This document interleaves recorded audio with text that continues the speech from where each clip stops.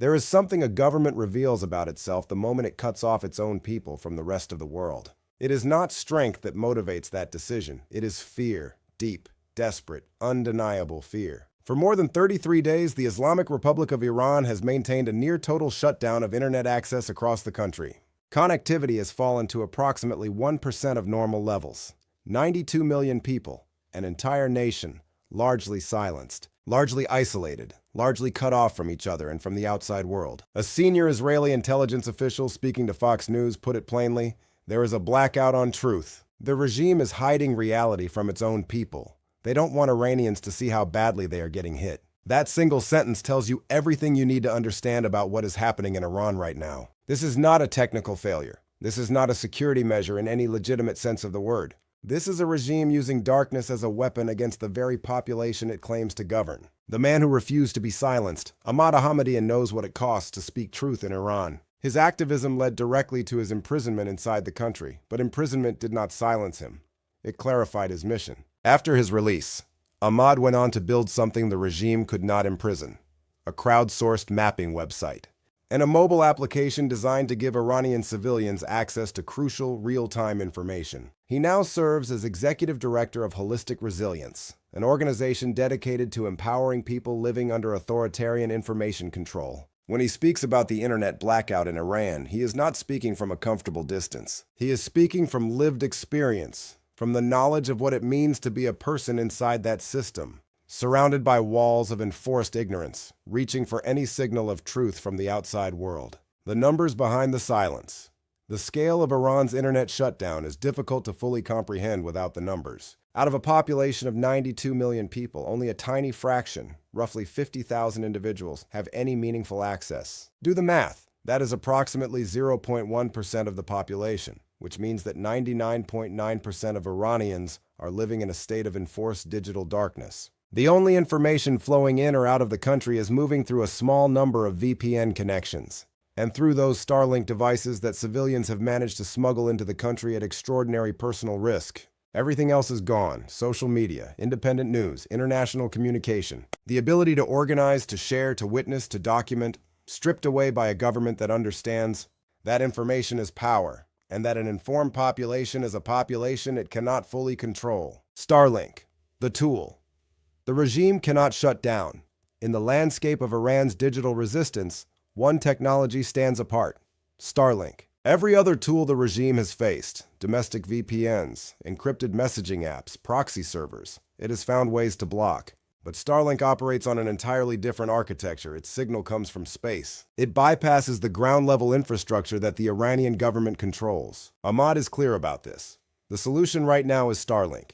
This is something the government cannot shut down. The question is how we get more of these devices inside the country. The Iranian people have already answered that question with remarkable courage, smuggling terminals across borders. Inside Iran, the price of a single device has risen to several times its original value due to the danger involved. People are paying the equivalent of thousands of dollars for a device, and yet they are buying them. Information is worth any price. Earlier this year, a meaningful step was taken when subscription fees for Starlink were waived, reducing one layer of the barrier. But hardware costs remain, and every device represents an act of defiance against a government that has bet everything on silence. Many outside observers have asked the same question in recent weeks. Given everything that is happening, why has there not been a larger popular uprising inside Iran? Ahmad's answer is both sobering and clarifying. People are watching. They saw what happened when civilians came out into the streets. They saw the massacres. People are waiting, but they need to be connected first. They need to be able to communicate, to organize, to mobilize. Once the connectivity is there, they will be ready. This is the part that Western audiences sometimes miss. The courage is not absent among the Iranian people. It has been demonstrated repeatedly at devastating cost. Just a month and a half before this interview, civilians came out into the streets with ordinary demands, and they were met with the full violence of the regime's security forces. Estimates suggest that between 30,000 and 40,000 people were killed. That is not a population that lacks the will to resist. That is a population that has seen what happens when resistance is uncoordinated, when information cannot flow freely, when people cannot communicate across provinces. Let no one underestimate what it means to hold a Starlink device inside Iran right now. The regime has made its position clear. Possession carries severe consequences. Ahmad asks, if you join a protest, you are also going to be killed. So the question is not whether there is risk,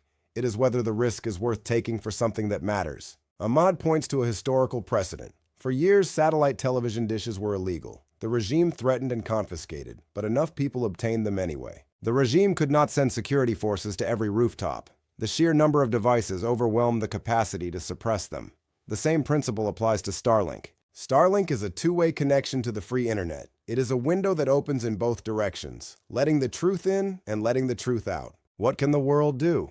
Ahmad's answer is practical. Flood the zone. Get more Starlink devices into Iran. Reduce the cost of the hardware. Every additional terminal is one more thread in the web of connectivity that, when it reaches sufficient density, becomes impossible to tear apart. As Ahmad put it, American technological innovation has been the #1 enemy of this government. Authoritarianism depends on controlling what people know. The tools that make information truly, structurally free are the most powerful instruments of liberation available in the modern world. There is a reason why, of all the weapons available to the Iranian government, it has chosen this one, the blackout, as its primary tool of control in this moment. It is not afraid of protests alone. It has shown it is willing to massacre protesters. It is not afraid of economic pressure alone. It has survived decades of sanctions. What it is most afraid of is its own people seeing clearly, seeing the full picture of what is being done in their name, seeing how the rest of the world perceives their government, seeing each other across the distances of a large and diverse country, and recognizing their shared desire for something different. Information is what makes a population into a people. Shared knowledge is what transforms individual discontent into collective will. And collective will, organized and connected and informed, is the one force that no regime, however brutal, however well-armed, has ever been able to permanently suppress. The internet blackout in Iran is not a sign of the regime's strength.